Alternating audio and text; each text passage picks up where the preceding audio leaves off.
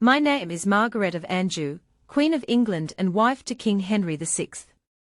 Born in 1430 in the verdant lands of Lorraine, my life was destined for more than the quiet existence of a provincial noblewoman. I was raised amidst the intricate dance of politics and power, tutored in diplomacy, languages, and the art of rulership. Little did I know these skills would become the very fabric of my existence. At the tender age of 15, I was wed to King Henry VI of England, a man of piety and fragility. Our union was not merely a matter of love, but a strategic alliance, sealed by the Treaty of Tours in 1444. My dowry was modest, but the peace it brought between France and England, however fleeting, was deemed priceless. Yet, from the moment I set foot in England, I sensed the currents of unease that rippled through the court.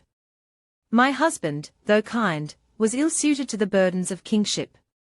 His bouts of melancholy, and his deep devotion to religion left him detached from the machinations of governance.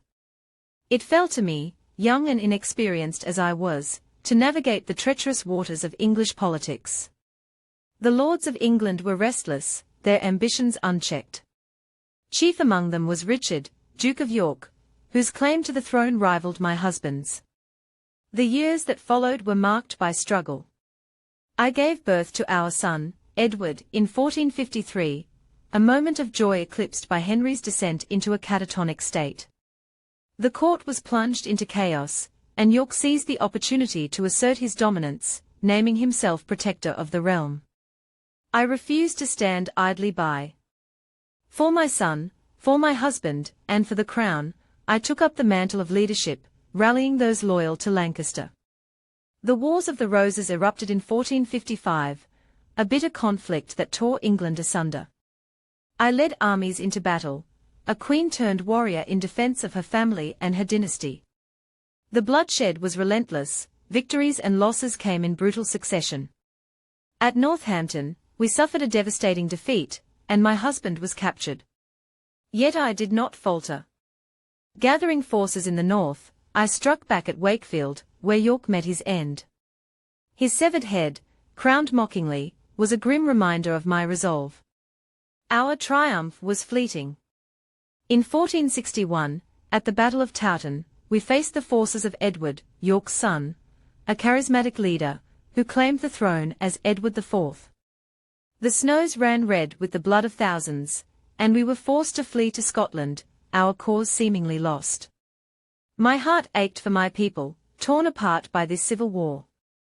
Yet even in exile, I plotted our return, determined to restore my husband and son to their rightful place. Through these years of strife, I was vilified by many.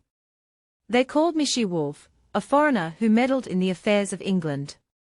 Yet I was driven not by ambition, but by duty, to my husband, to my son, and to the realm entrusted to us by God. My enemies sought to undermine me, spreading tales of cruelty and treachery, but I remained steadfast. As the year 1461 dawned, the House of Lancaster was cast into darkness. Edward IV sat upon the throne, and my family was scattered.